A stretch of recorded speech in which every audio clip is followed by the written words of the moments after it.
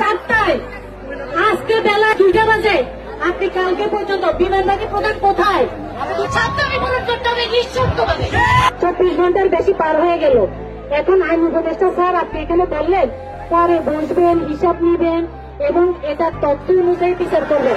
আর বিমানবাহিনী প্রধানকে এখানে চাই, প্রত্যেকের মা এবং বাবা অভিভাবককে জবাব দিতে হবে। সেনাবাহিনী আমার সন্তানের গায়ে হাত তুলছে, শিক্ষকদের গায়ে হাত তুলছে। এটা কিসের কাউকে দিয়ে বসবো? আপনার সাথে একলা কিসের বসা? এটা কোনো বসা নয়। মালিশখানার ঘটনা মালিশখানার মাঠে সমাধান হবে। এটা আমাদের দাবি। আমরা গোপন মনে করবো না।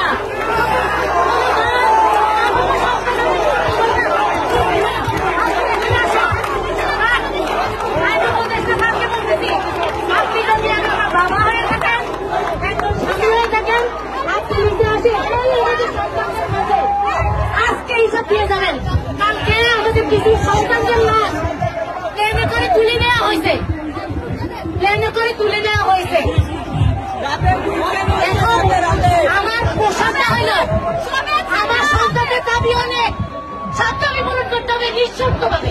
জীবন রাত্রিবেলা এমন আছে সেটা হইল যার যে সন্তান হারাইছে, মনে করছে হারাইছে, তার সম্পূর্ণ ক্ষতিপূরণ, মালিশের সম্পূর্ণ ক্ষতিপূরণ। কিভাবে এটা প্রয়োগ করা হবে, যারা আছে তাদের সঠিক ট্রিটমেন্ট সরকার বহন করবে। উন্নত ট্রিটমেন্টের ব্যবস্থা বিদেশে নিয়ে এটা করতে হবে। মাঠে এসে ঘোষণা দিতে হবে।